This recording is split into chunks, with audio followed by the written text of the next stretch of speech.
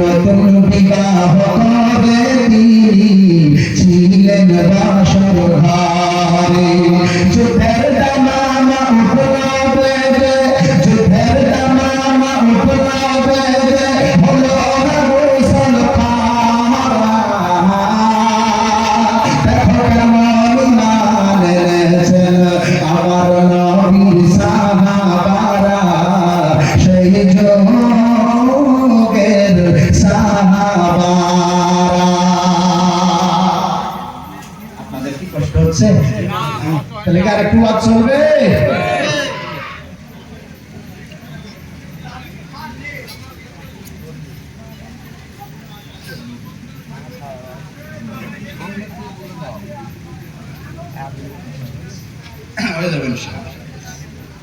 আমার ভাইয়েরা বন্ধুরা, আমার নবী ওই নবী বিশ্ব নবী রাহমাতাল লিল আলামিনকে বেঈমানের দলেরা কোন কাদান কাদাই নাই, কম কষ্ট দেয় নাই। ও মুসলমান, আপনি আমি যদি নবীর উম্মত হয়ে আল্লাহর নবীকে কষ্ট দিই, ও মুসলমান বলেন আল্লাহ সহ্য করবে না? একটু জোরে বলেন করবে না? করবে না। ও মুসলমান ভাইয়েরা, এই সম্পর্কে আল্লাহ তাআলা কোরআন খুলেন, আল্লাহ আপনার জন্য ওয়াজ করেছেন। আল্লাহ বলেন ইন্নাল্লাযীনা ইউযুনাল্লাহা ওয়া রাসূলাহু লা'নাহুমুল্লাহু ফিদ দুনিয়া ওয়াল আখিরাহ ওয়া আ'আদ্দা লাহুম আযাবান মুহিনা।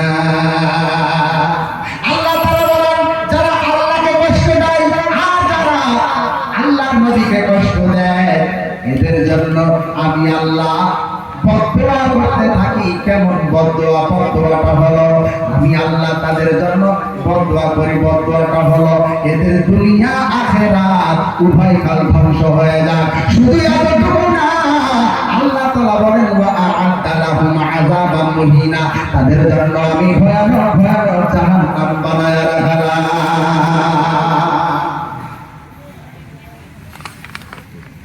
এটা এলাকার মানুষেরা আপনারা জান্নাতে যাইতে চান? যারা বলেন জান্নাতে যাইতে চান ইনশাআল্লাহ? আচ্ছা, বেটা এমন কোন মানুষ আছে নাকি যে জাহান্নামে যেতে চান? আমার এলাকায় আছে একজন, বুঝলেন, আমি নামাজে দাওয়াত দিতে গেছি, দিয়ে আমি বলছি ভাই নামাজে চলো, মসজিদে চলো। ভাই কতজন কি বলবে রে ভাই, শান্তিতে করতে দাও। নামাজ পড়তে চলো, নাইলে জাহান্নাম সহ্য করতে পারবে না। জাহান্নামের আগুন বিশাল ভয়ানক। এটা আমার পাড়ার ঘটনা, বুঝলেন। যে আমাকে উত্তর কি দিছে জানেন? আমি বলি জাহান্নাম ও আমার পাড়ার বহু মানুষ যাবে গো। কথা বুঝাইতে পারলাম না? কথা জাহান্নাম ওটা আমার এলাকার বহু মানুষ যাবে। ও আমাকে সাথে দেখাবো, আমাকে সাথে দেখাবো, মানে ও ধরে নিয়েছে কে কে জাহান্নামে যাবে।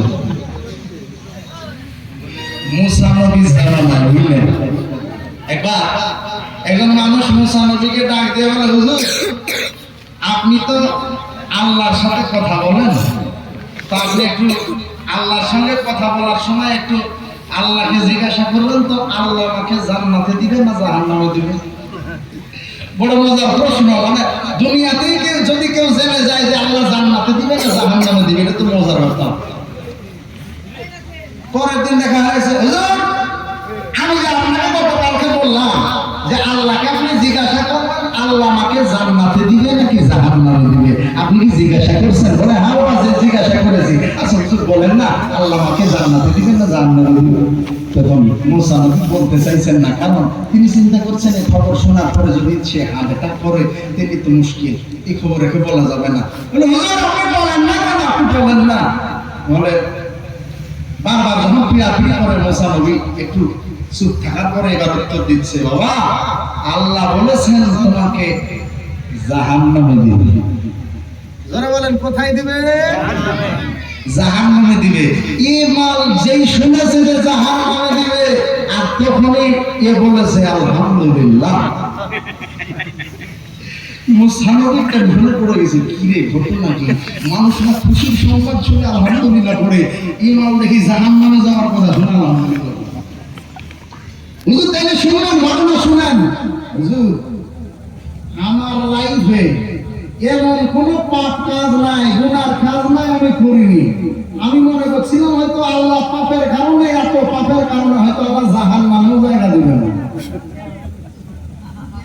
এই যে আপনি বললেন আল্লাহ জাহান্নামে দিবে, তা আল্লাহ জাহান্নামে তো জায়গা দিবে, এই জন্য আলহামদুলিল্লাহ করেছি। তো এরকম মানুষ আপনাদের এলাকায় আছে নাকি? আছে?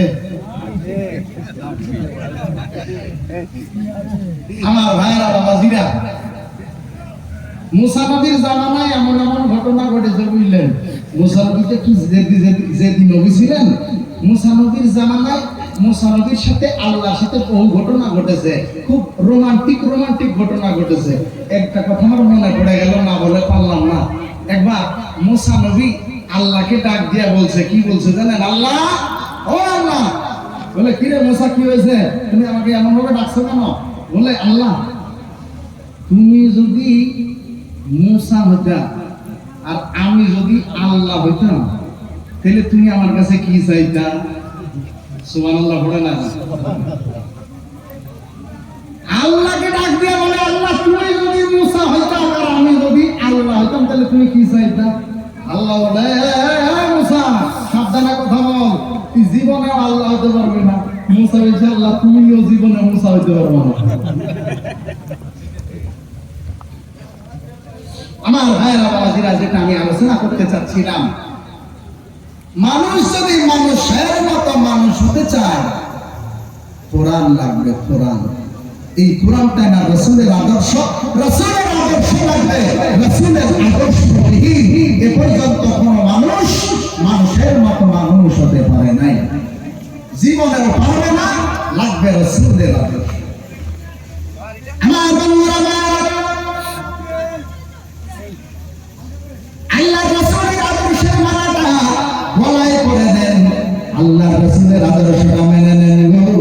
দাড়ি নাই, আজকের ওয়াজ শোনার পরে আপনি নিয়াত করে নেন, আর জীবনে দাড়ি কাটবো না, নামাজ ছাড়বো না, বেপরদায় চলবো না, হারাম খাবো না, সুদ খাবো না। আল্লাহ তাআলার কাছে ক্ষমা চেয়ে নেন, আল্লাহ তাআলার কাছে মাফ চেয়ে নেন। মুসলমানদের দিয়া আল্লাহর কাছে যদি চাওয়াটা অন্তর থেকে হয়, আল্লাহর কাছে যদি তওবাটা অন্তর থেকে হয়, আল্লাহর নবী বলেছেন, তাইবু মিনাল যামবি কামান লা যামবা লা। যদি কোনো মানুষ আল্লাহ তাআলার দরবারে ইখলাসের নিয়তে তওবা করে নেয়, আল্লাহর কাছে চাইতে দেরি, আল্লাহর কাছে চাইতে দেরি, আল্লাহর কাছে চাইতে দেরি, আমার আল্লাহ তাআলা ওই বান্দার জীবনের সমস্ত গুনাহ মাফ করতে দেরি করে না। এজন্য আমার ভাইরা বাবাজিরা, আজকের এই বেতার মাহফিল থেকে আমরা সুন্দর করে আল্লাহকে ডাক দিব, আর মজার সুরে আল্লাহকে বলবো, পেয়েছি মাওলা ও তোমার দরবারে, ক্ষমা করে দাও, দাও ক্ষমা করে। হাত তুলেছি মাওলা ও তোমার দরবারে, ক্ষমা করে দাও, দাও ক্ষমা করে।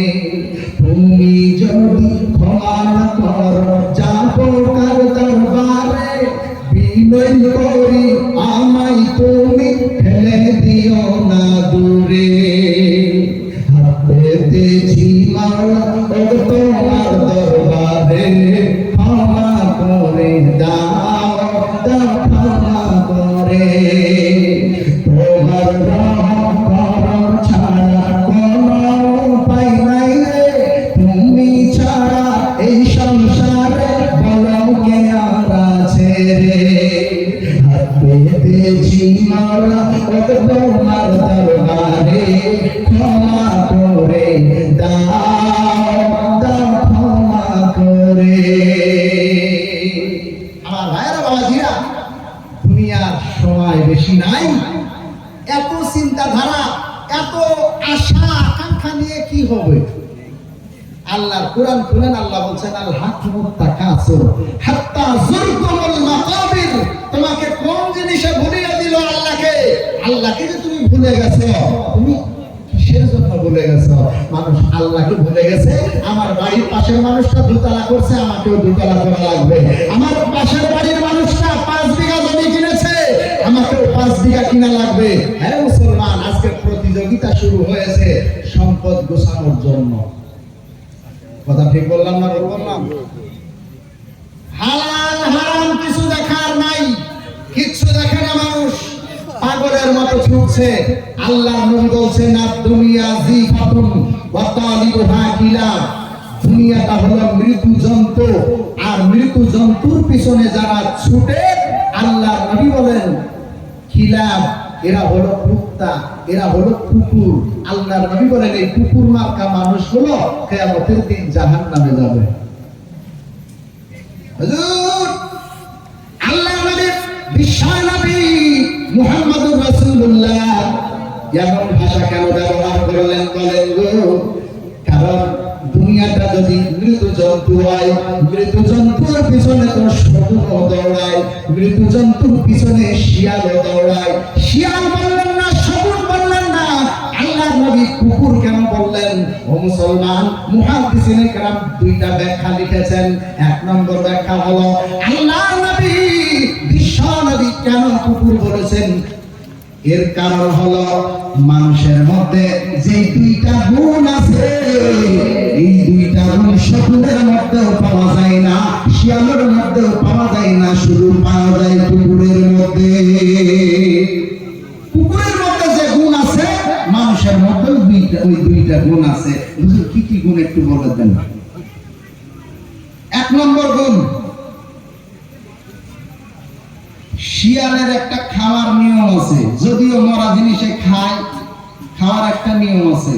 দেখবেন দিনে পেলে রাত্রে খাবে না, রাত্রে পেলে দিনে খাবে না, আবার যদি দিনের বেলা খায় তো বর্ষাকাল ছাড়া ছবল মারবে না। এর একটা নিয়ম আছে। শকুনের একটা নিয়ম আছে, দিনের বেলা খাইলে রাতের বেলা খাবে না, রাতের বেলা খাইলে দিনের বেলা খাবে না। মুসলমান গো, আপনি মানুষের মধ্যে তাকায় দেখেন আর কুকুরের মধ্যে তাকায় দেখেন, এই কুকুরের মধ্যে এমন একটা গুণ আছে, যে গুণটা হলো রাত মানে না, দিন মানে না, 24 ঘন্টায় কুকুরের খাওয়া লাগে, খাওয়া। কথা মনে হয় ভুল বলে ফেললাম? মানুষের মধ্যে গুণটা আছে না নাই? এর কোনো সময় নাই, কোনো সময় নাই, যখন পাবে তখন খাবে। 2 নম্বর গুণ, যেটা শিয়ালের মধ্যে নাই, শকুনের মধ্যে নাই, যেই কুকুরের গুণটা মানুষের মধ্যে পাওয়া যায়, মানুষের গুণটা কুকুরের মধ্যে পাওয়া যায়। মুসলমান মুহাদ্দিসিনে কেরাম 2 নম্বর গুণটা লিখেছেন। কুকুরের মধ্যে আরেকটা গুণ আছে, দেখবেন শিয়াল যদি একটা কোনো মরা জন্তু পায়, এরা 8টা 10টা শিয়াল মিলে ভাগাভাগি করে খাবে, কোনো অসুবিধা নাই। 10টা শকুন একটা মরা গরু পাবে, কোনো অসুবিধা নাই। কিন্তু মুসলমান, এই কুকুরের মুখে এক টুকরা মাংস দিয়া দেখেন, ওর জাতি ভাই আরেকটা কুকুর যদি আসে, আল্লাহর কসম মারামারি করে তাড়িয়ে দিবে, জিন্দেগিতে তার মুখে কোনোদিন মুখ লাগাইতে দিবে না। এগুন মানুষের মধ্যে আছে না নাই?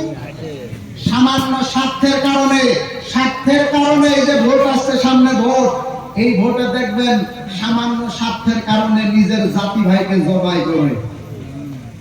কথা ভুল বলে ফেললাম?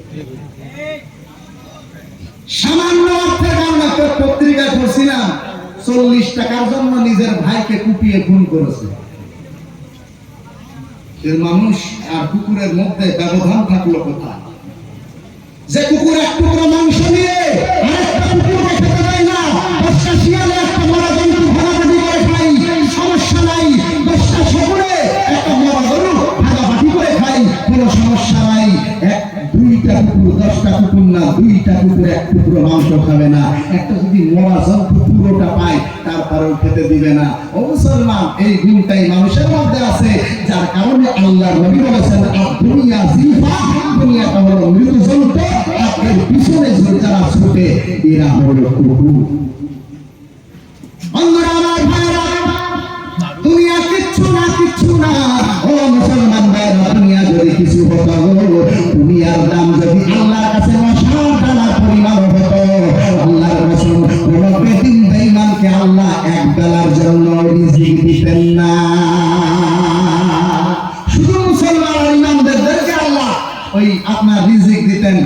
বেঈমান কাফের রিজিক পেতেন না।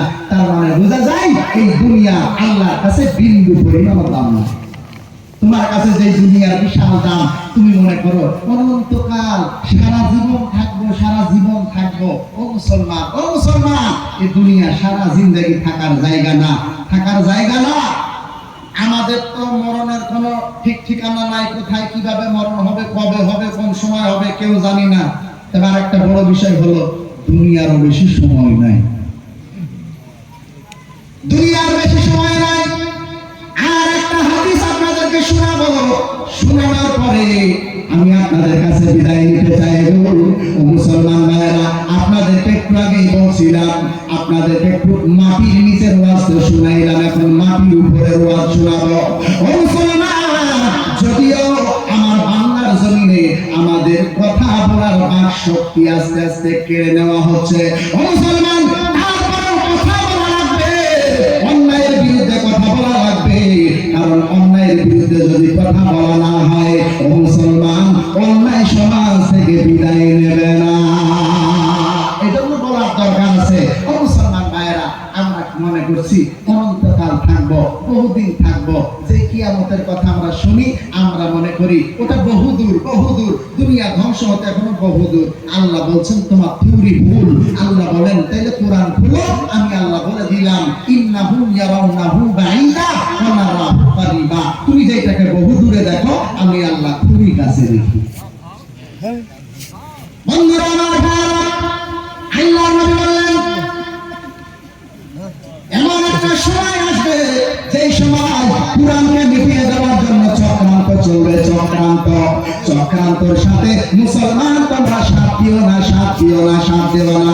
তোমরা নিজের জান মাল যদি আল্লাহর রাস্তায় দিয়ে দেওয়া লাগে, তোমাদের জীবনের, তোমাদের শরীরের কাটা রক্ত আল্লাহর রাস্তায় ফেলে দিতে হলে তোমরা কুরআনের জন্য আল্লাহর রাস্তায় রক্ত দিয়ে দিবা। তৈরি হয়ে যাও, তৈরি হয়ে যাও। এখন বেতায় বেতার মুসলমানদেরকে যদি এলাকার আলেম ওলামারা কোনোদিন ডাক দেয়, হ্যাঁ বেতার মুসলমান, চলো যুদ্ধ করা লাগবে, যুদ্ধ করা লাগবে, কুরআন হিফাজত করা লাগবে, মাদ্রাসা মসজিদ হিফাজত করা লাগবে। ও মুসলমান, আমি বলবো নিজের জান মাল আল্লাহর জন্য খরচ করার জন্য তৈরি থাকা লাগবে। জোরে বলেন ইনশাআল্লাহ। হ্যাঁ বেতার মুসলমান, যদি এলাকার ওলামায়ে কেরাম কখনো আপনাদেরকে ডাক দেয় কুরআন বাঁচাতে হবে, চলো জীবন দিতে হবে, যেতে পারবেন ইনশাআল্লাহ? ওই ময়দানেতে যেতে তোমাকে হবে, প্রয়োজনে সব রক্তটুকু জমিনে ঢেলে দেবে। ওই ময়দানেতে যেতে তোমাকে হবে, প্রয়োজনে সব রক্তটুকু জমিনে ঢেলে দেবে। তোমায় লড়তেই হবে, মানিবে না পরাজয়। তোমায় লড়তেই হবে, মানিবে না পরাজয়। বিপ্লব মানে জীবন দেয়া, বসে থাকা নয়, সে কোনদিন আসবে না রে করো যদি ভয়। বিপ্লব মানে জীবন দেয়া, বসে থাকা নয়, সে কোনদিন আসবে না রে করো যদি ভয়। ভয় করা চলবে না, সামনে এমন একটা দিন আছে। আমি তোমার পায়ে হাত রেখে বলবো, যদি বলো হুজুর মুর্শিদাবাদ থেকে এসেছেন, বড় লেকচার দিয়েন না, যদি পা ধরতে হয় নিচে এসে পা ধরেন, খুদার কসম, বেটার মানুষ তো নিচে এসে পা ধরে বলবো, যুবক রে আল্লাহর কসম, দাড়ি কেটে নবীকে কষ্ট দিও না। তুমি টুপিওয়ালা হয়ে যাও, দাড়িওয়ালা হয়ে যাও, লম্বা জামাওয়ালা হয়ে যাও। দেখো তোমার কোরআনের দিকে আঙ্গুল তোলা তো দূরের কথা, বাঁকা চোখে তাকানোর কারো সাহস থাকবে না। মুসলমান তৈরি হওয়া লাগবে। আল্লাহ নবী বলেছেন 5টা কালের পরে দুনিয়া ধ্বংস হবে। জোরে বলেন কয়টা কাল? 5টা। না শোনাবো না, তাহলে শেষ করে দিচ্ছি। তাহলে জোরে বলেন কয়টা কাল? 5টা। 5টা কাল। এই 5টা কালের ওয়াজ শোনার পরে আপনারা অনেকে আছেন এখন চিন্তায় পড়ে যাবেন, এটা কি শুনলাম, এটা কি শুনলাম। আল্লাহ নবী বলেন 5টা কাল শেষ হয়ে যাবে, দুনিয়া ধ্বংস হয়ে যাবে, চূর্ণ বিচূর্ণ হয়ে যাবে। আদম নবী থেকে নিয়া কিয়ামত পর্যন্ত পুরো সময়টা হলো 5টা কালে বিভক্ত। ও মুসলমান, এই 5টা কাল শেষ হয়ে যাবে, দুনিয়া ধ্বংস হয়ে যাবে। আমি বেশি লম্বা সময় নিব না, অল্প সময়ের মধ্যে 5টা কাল শোনায় আমি ওয়াজ শেষ করতে চাই। মুসলমান গো, আল্লাহ নবী বলেন পাঁচটা কালের মধ্যে এক নম্বর কালের নাম হলো আল্লাহর নবী বলেছেন নবুয়তের কাল। জোরে বলেন কিসের কাল? নবুয়ত। সবাই আওয়াজ দিয়ে অনেক কিসের কাল? নবুয়ত। নবুয়তের কাল। হুজুর এটা তো শুনলাম বুঝলাম না, একটু খুলে বলেন। আদম নবী থেকে নিয়ে আদম নবী সর্বপ্রথম নবী, সর্বপ্রথম মানুষ আদম নবী থেকে নিয়ে আখিরি জামানার পয়গম্বর মুহাম্মদুর রাসূলুল্লাহ পর্যন্ত এই পুরা সময়টা যতদিন দুনিয়াতে নবীদের আনাগোনা ছিল, এই পুরা সময়টাকেই বলা হয় নবুয়তের কাল। এখন আপনাদের কাছে প্রশ্ন রাখলাম, আপনারা সবাই আওয়াজ দিয়ে বলেন নবীদের কাল আছে না গেছে? একটু জোরে বলেন আছে না গেছে? গেছে। চলে গেছে। এই আছে কে বলেন? নবীদের কাল এখন আছে? নবীদের কাল তো কবে চলে গেছে? 1450 বছর আগে চলে গেছে। তাহলে হুজুর এটা তো বুঝা গেলাম, তাহলে 2 নম্বর কালটা একটু তাড়াতাড়ি বলেন। আল্লাহর নবী বলেন 2 নম্বর কাল আল্লাহর নবী বলেছেন খিলাফতের কাল। নবুয়ত চলে যাবে, নবুয়তের পর খিলাফতের কাল আসবে 2 নম্বর কাল। হুজুর খিলাফত শুনলাম বুঝলাম না, খুলে বলেন। ও মুসলমান, খিলাফতের কাল বলা হয় আল্লাহর নবী দুনিয়া থেকে চলে যাওয়ার পরে হযরত আবু বকর থেকে নিয়ে যতদিন পর্যন্ত সাহাবায়ে কেরামদের রাজত্ব দুনিয়ার জমিনে চলেছিল, এই পুরো সময়টাকে বলা হয় খিলাফতের কাল। এখন বেতার মানুষের কাছে জানতে চাই, আপনারা বলেন সাহাবীদের কাল আছে না গেছে? গেছে। একটু আওয়াজ দেন না কেন? আছে না গেছে? চলে গেছে। তাহলে 5টা কালের মধ্যে 2টা কাল চলে গেল। জোরে বলেন বাকি থাকে কয়টা? 3টা কাল।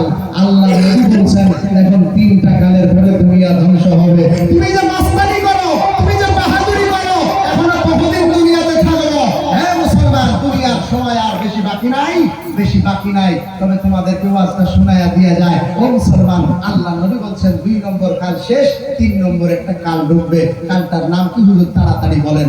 আল্লাহ নবী বলেন কিতাব খোলেন, কিতাবটার নাম মাযা খাসিরাল আলাম ফি ইনহিতাতিল মুসলিমিন। এই কিতাবটার লেখক হচ্ছে মাওলানা আবুল হাসান নাদভী আলাইহির রাহমাহ। এই কিতাবের মধ্যে আরবি কিতাব, ঐতিহাসিক কিতাব, ইতিহাসের কিতাব। এই কিতাবের মধ্যে হাদিসটা টানতে গিয়ে তিনি লিখেছেন 3 নম্বর কাল আল্লাহর নবী বলেছেন মুলকান নাযম, অর্থাৎ সারা পৃথিবী জুড়ে রাজতন্ত্র চলবে, রাজা আর প্রজা। এই দেখেন আমাদের মুর্শিদাবাদে রাজা ছিল, আপনাদের এই যে নদিয়াতে রাজা ছিল, হুগলিতে রাজা ছিল, বর্ধমানে রাজা ছিল, শুধু জেলায় জেলায় না, রাজ্যে রাজ্যে রাজা ছিল, সারা ভারতবর্ষে রাজা ছিল। শুধু ভারতবর্ষ না, সারা পৃথিবীর এমন কোন দেশ নাই যে জায়গায় রাজা প্রজা ছিল না। ও মুসলমান, আজকে তাকায় দেখো, এমন একটা দেশ আপনি দেখাইতে পারবেন না যেই দেশের মধ্যে এখন রাজা প্রজা দেখা যায়। আছে? গেছে। কি বলছে? গেছে বলা হচ্ছে। তাইলে রাজা প্রজাদের কাল আছে না গেছে? গেছে। এই পিছনের মানুষেরা বলেন আছে না গেছে? চলে গেছে। তাহলে 5টা কালের মধ্যে 1 নম্বর নবুয়তের কাল চলে গেল, 2 নম্বর খিলাফতের কাল চলে গেল, 3 নম্বর রাজতন্ত্রের কাল চলে গেল। এখন বাকি থাকে কয়টা কাল? এখন নবী বলছেন 2টা কালের পরে দুনিয়া ধ্বংস হয়ে যাবে। তোমার বাহাদুরি এবার দেখো, তোমার বাহাদুরি কত দূরে থাকে। আল্লাহর নবী বলেন 5টা কালের মধ্যে 3টা কাল চলে গেল, বাকি থাকে 2টা কাল। হুজুর আমাদেরকে তাড়াতাড়ি 4 নম্বর কালটা বলে দেন, 4 নম্বর কালটা বলে দেন। মুসলমান কিতাব খুলেন, আল্লাহর নবী 4 নম্বর কালের নামটা বলেছেন। ভবিষ্যতে একটা কাল আসবে, সেই কালটা 4 নম্বর কাল। এই কালটার নাম হলো মালাকান জাবারিয়াতান। আল্লাহ যেটা কুরআন পাকে আরবি ভাষা ব্যবহার করেছেন মুলকান জাব্বারা, আল্লাহর নবী হাদিসের ভাষায় বলেন মালাকান জাবারিয়াতান। বাংলা ভাষায় যেই কালটার নাম বলা হয় জোরজার। কথা বলে না, একটু একটু ভালো করে বলেন না, জোর যার মুল্লুকতার মুল্লুকতার। একটু চিন্তা করেন তো, 1450 বছর আগে নবী বলছে একটা কাল আসবে, জোর যার। মুল্লুকতার এখন মনে হয় আসেনি কাল, না আসেনি, চলছে। হ্যাঁ মুসলমান, 4 নম্বর কাল এসেছে না আসে না, আপনারা দেখে বুঝতে পারছেন না? এই যে এতগুলা মুসলমানদের ভোটার লিস্টে থেকে নাম কেটে বাদ দিয়ে দিল, আর শুধু মানে মানুষকে দেখানোর জন্য আমার হিন্দু ভাইদের কিছু নাম কেটে বাদ দিয়েছে, বাকি সব মুসলমানদের নাম, সব মুসলমানদের নাম। এই মুসলমান ভাইরা, তোমরা কি মনে করছো এটা এসআইআর না, এটা হলো কোরআনকে মিটানোর একটা বিশাল বড় ষড়যন্ত্র। মুসলমানকে ভারতবর্ষ ছাড়া করা একটা বিশাল বড় পায়তারা চলছে। ও মুসলমান ভাইরা, 4 নম্বর কাল আল্লাহর নবী বলেছেন মালাকান জাবারিয়াতান, জোরজা মুলুকতার, ক্ষমতা দেখাবে এরা, ক্ষমতা দেখাবে। কিন্তু আমি আপনাদের কাছে জানতে চাই, বলেন তো 4 নম্বর কালের পরে আরেকটা কাল আছে না নাই?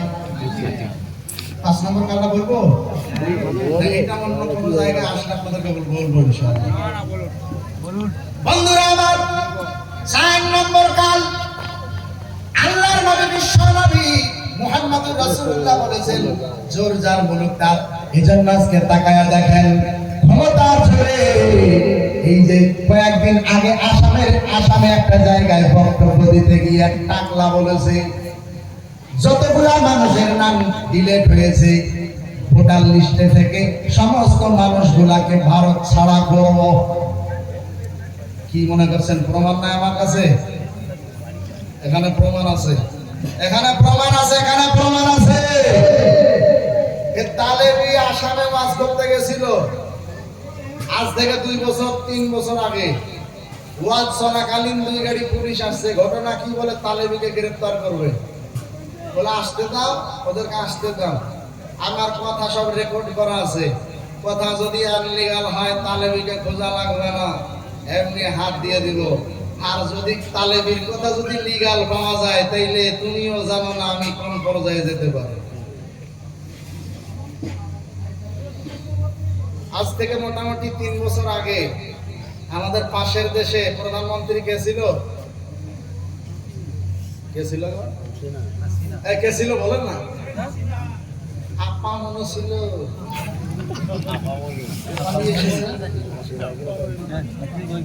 পুলিশ পাঠিয়েছে আমাকে গ্রেফতার করার জন্য। তখন কুষ্টিয়া জেলাতে বাস করতে গেছিলাম।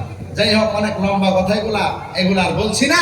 আমার ভাইরা বন্ধুরা, আমি যেটা বলতে চাই সেটা হলো, যুবক ভাই গো, এখন তোমাকে টুপিওয়ালা হতে হবে, এখন তোমাকে দাড়িওয়ালা হতে হবে, এখন তোমাকে কোরআন হিফাজত করার জন্য ময়দানে নামতে হবে। তাইলে ময়দানে নামতে হলে দাড়ি কাটা লাগবে না? কাটা লাগবে, নামাজে যাওয়া লাগবে না। আমার ভাইরা বন্ধুরা, দাড়িওয়ালা হয়ে যাও। তুমি কি মনে করছো তোমাকে দেখতে খারাপ লাগবে? ভালো বলেন ভাইরা আমার, এই যে আমি দাড়ি রেখেছি, আমাকে কি দাড়ির কারণে খারাপ লাগছে? একটু আওয়াজ দিয়ে বলেন, খারাপ লাগে? তাহলে তোমাকে খারাপ লাগবে এটা কে বলেছে? মিডিয়া আছে, নাইলে একটা কথা বলতাম, বুঝলেন? এ তো রেকর্ড করে করে সব ছেড়ে দিবে, তখন মান সম্মান সব প্রেস্টিজ পাঞ্চার করে দেবে। নাইলে একটা কথা বলতাম, থাকার বললাম না। আমার ভাইয়েরা বন্ধুরা, তোমার দ্বারাই বিপ্লব ঘটবে, বিপ্লব তোমার দ্বারাই ঘটবে। তুমি দাড়িওয়ালা হবা, তুমি টুপিওয়ালা হবা, তুমি লম্বা জামাওয়ালা হবা। আল্লাহ তাআলা তোমার দ্বারাই বিপ্লব ঘটাবে, বিপ্লব ঘটাবে, বিপ্লব ঘটাবে, বিপ্লব ঘটাবে। কারণ হলো তোমার দ্বারাতেই 5 নম্বর কাল আসবে। এই জন্য যে সমস্ত গান্ডুরা বলছে মুসলমানদেরকে ভারত ছাড়া করব, আমি তাদেরকে বলে দিই, আমাদেরকে তোমরা যতই ভয় দেখাও, আমরা নবীজির হাদিস থেকে বুঝে গেছি পিপিলিকার ডানা গজায়। কথা বলেন এরা, পিপিলিকার ডানা গজায়। কারণ নবী বলেছে 4 নম্বর কালের পরে আরেকটা কাল আসবে। এই কালটা বলবো, এটা শুনবেন বলেন। তাহলে একটা শেষের বেলা একটা তকবীর দেন দেখি, তকবীর যদি ভালো হয় তাইলে আমি 5 নম্বর কাল বলবো নারে তাকবীর। মাশাআল্লাহ, তার মানে বোঝা যায় এরা শুনবে। আচ্ছা, তার আগে আর একটা 1 মিনিটের পরীক্ষা করব। যেহেতু অনেক দূর থেকে আসলাম, একটু পরীক্ষা করারও দরকার আছে, একটু পরীক্ষা করবো। আচ্ছা, এখানে কার কার বিয়ে হয়নি একটু হাত তুলেন তো। সুবহানাল্লাহ, কত তাড়াতাড়ি হাত তুললো দেখলেন। আচ্ছা, যাদের বিয়ে হয় না একটু হাত তুলো তো বাবার, একটু হাত তুলো সবাই সবাই, যাদের বিয়ে হয় না হাত তুলো একটু। আচ্ছা, হাত নামাও, হাত নামাও, মাশাআল্লাহ। আচ্ছা, ঠিক আছে, একটা পরীক্ষা হবে 1 মিনিটের, আপনারা রাগ করবেন না, 1 মিনিটের পরীক্ষা। পরীক্ষাটা হলো, যাদের বিয়ে হয় না আমি একটা তাকবীর দিব, শুধু এরাই আল্লাহু আকবার বলবে। আমি দেখবো বেতা মানুষের শক্তি কতটুকু আছে, যারা বিশ্ব ইজতেমার দায়িত্ব নিয়েছিল। দেখবো যুবকদের মধ্যে যাদের বিয়ে হয় না এদের জোর কেমন দেখবো, এদের মধ্যে না মুরব্বীদের মধ্যে জোর আছে, এটাই দেখবো। কিন্তু সত্য হলো, যে সমস্ত আমার বাবারা আছেন যাদের বিয়ে হয়ে গেছে তারা আল্লাহু আকবার বলবেন না। রেডি? হ্যাঁ যুবকরা রেডি তো? হ্যাঁ ইনশাআল্লাহ, দেখি কার গলায় জোর বেশি। তাকবীর এখন শুরু হবে। যাদের বিয়ে হয়েছে আপনারা তাকবীর দিবেন না। নারে তাকবীর, আল্লাহু আকবার। এখন এদেরটা হয়ে গেল, এবার আরেকটা পরীক্ষা হবে মুরব্বীদের। যুবক ছেলেরা তোমরা দিবা না, দেখি আমার মুরব্বী বাবাজিদের কেমন জোর আছে। কথা হবে না, তাকবীর দেখি। নারে তাকবীর।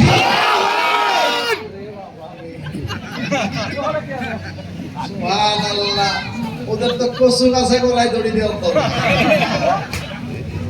মুরব্বী তুই একই করিলা না থাক।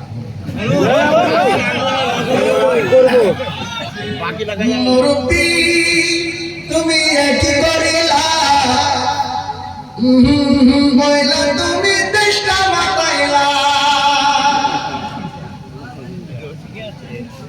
তৈরি আছেন তো আপনারা ইনশাআল্লাহ? আরো যারা বলেন তৈরি আছেন ইনশাআল্লাহ? শুনে নেন, আপনার দ্বারাই কত নম্বর কাল আসতে চলেছে।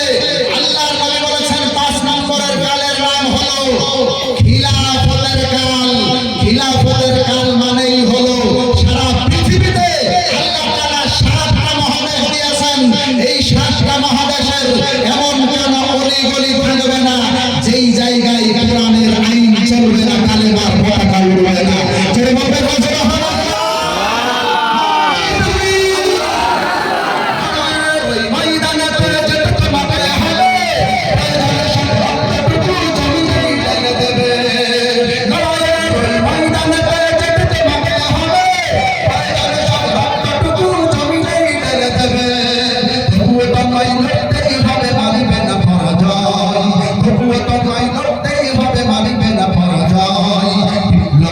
জীবন দেয়া বসে থাকা নয়, সে কোনদিন আসবে না রে গরম যদি হয়।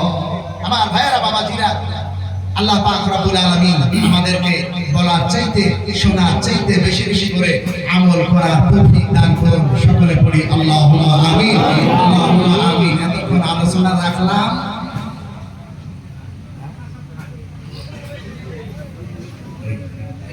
এতক্ষণ আলোচনা করার পর আবার কে রাত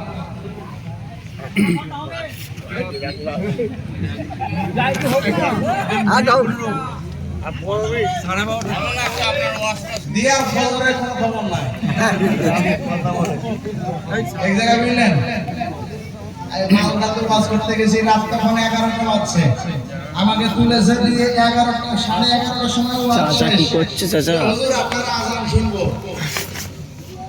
আজান দিয়েছি রাত 11:30টায়। দিয়ে বাড়িতে 2-3 মুরব্বী শুয়ে আছে, বুঝলেন, ওরা বাদ শুনতে আসেনি। পুরস্কার দিয়েছি, এটা আমাকে দিলেন? সুবহানাল্লাহ। আমাকে দেওয়ার চাইতে সারা পশ্চিম বাংলার মধ্যে এখন নাম করা আমার মাদ্রাসা, কেউ পারলে আমার মাদ্রাসাকে দিয়ে যায় ওয়াজের পরে। আমি এদিকে থাকলে আমাকে মন চাইলে দিয়ে যায়, না মন চাইলে দিয়ে না, আমাকে দেওয়া লাগবে না, আল্লাহ আমাকে যথেষ্ট দিয়েছে, এটাও আমি মাদ্রাসাকে ওয়াকফ করলাম। তো যেটা বলতে চাচ্ছিলাম, এখন আজান দিয়েছি বাংলাদেশে, ঢাকার আজান বুঝলেন, দিয়ে রাত 11:30টায় 3 মুরব্বী চলে গেছে মসজিদে নামাজ পড়তে। গিয়ে দেখে রাত 11:30টায় মসজিদে তালা লাগানো। এ 3 মাল এবার মসজিদের ইমাম সাহেবকে শুরু, এই ইমাম সাহেব, ফজরের আজান হয়ে গেছে, আর তোমরা এখানে ঘুম পাড়ছো?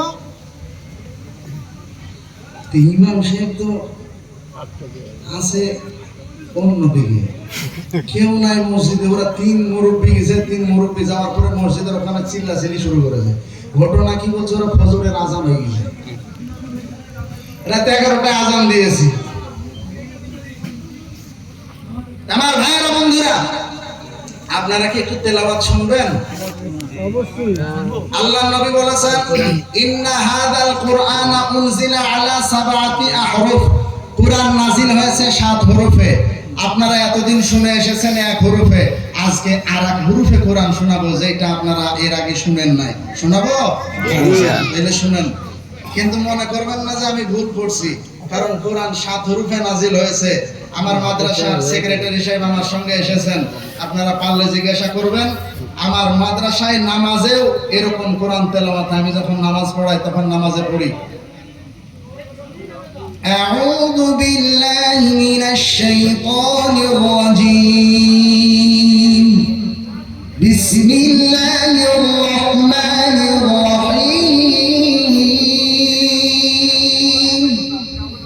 আলহামদুলিল্লাহি রাব্বিল আলামিন, আর-রহমানির রহিম, মালিকি ইয়াউমিদ্দিন,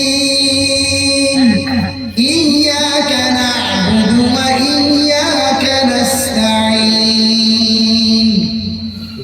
ইহদিনাস সিরাতাল মুস্তাকিম, সিরাতাল লাযীনা আন'আমতা আলাইহিম গায়রিল মাগদুবি আলাইহিম ওয়ালাদ-দাল্লিন।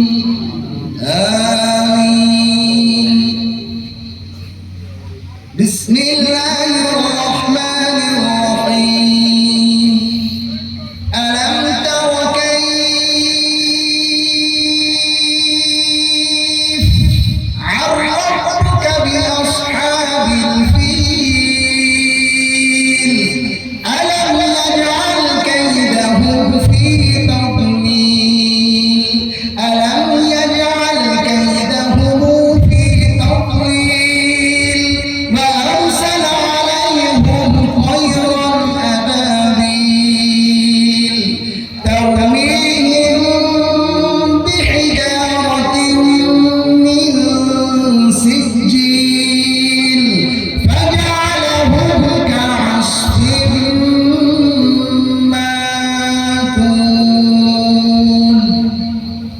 بسم الله الرحمن الرحيم، قل أعوذ برب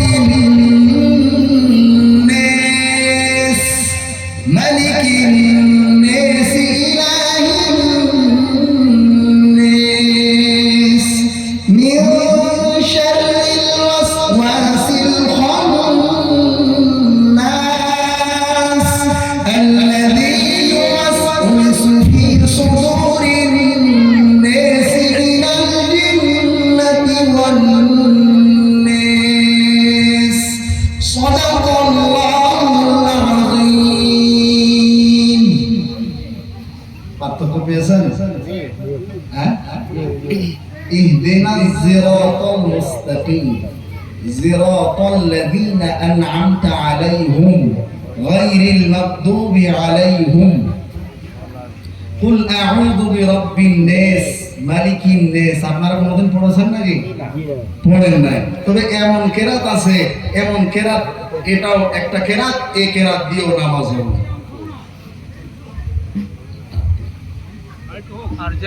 আল্লাহ পাক রব্বুল আলামিন আমাদের আশা বসা কথা বলা আজকের এই ইসালে সওয়াব কবুল করুন। আমাদের বলা যতটুকু আলোচনা করলাম, আমাদের যেগুলা ভুল হয়েছে সে ভুলগুলা আল্লাহ তাআলা মাফ করে দেন, এবং যেগুলা আমল করলে আল্লাহ খুশি হবেন, আল্লাহ রাসূল খুশি হবেন, আল্লাহ তাআলা আমাদেরকে সেগুলো আমল করার তৌফিক দান করেন। সকলে বলি আল্লাহুম্মা আমিন, আল্লাহুম্মা আমিন। আর এতক্ষণ আলোচনা রাখলাম, বলা ভাষায় যদি আপনারা কষ্ট পেয়ে থাকেন আমাকে মাফ করবেন, আমাকে ক্ষমা করে দিবেন, আমার জন্য দোয়া করবেন। বিশেষ করে সেক্রেটারি সাহেব আমার সাথে এজন্য এসেছেন, আমার মাদ্রাসা খুব এখন টাপে চলছে, ছাত্র নেওয়াও যাচ্ছে না, মানে অতিরিক্ত চাপ। 207 জন ছেলের মধ্যে 180-90 জন ছেলে শুধু আলেমদের ছেলে। আর সারা পশ্চিম বাংলায় আপনাদেরকে তেলাওয়াত শোনালে কি বলবো, পাগল হয়ে যাবেন। বিচারকরা তেলাওয়াত শুনতে শুনতে যতগুলা বিচারক আছে সমস্ত বিচারক কান্না করেছে, যতগুলা আলেম দাঁড়িয়েছিল সমস্ত আলেমরা কান্না করেছে। খোদার কসম করে বলছি, আমি দাঁড়িয়েছিলাম, আমিও কান্না করেছি। এমন এমন তেলাওয়াত করে আপনাদের দাওয়াত থাকলো আমার মাদ্রাসায়। তবে কোন সহৃদয়বান ব্যক্তি যদি থাকেন শেষে একটু দেখা করবেন, একটু শরীক হবেন। আল্লাহ পাক রব্বুল আলামিন তৌফিক দান করুন। আসসালামু আলাইকুম ওয়া রাহমাতুল্লাহি ওয়া বারাকাতুহু।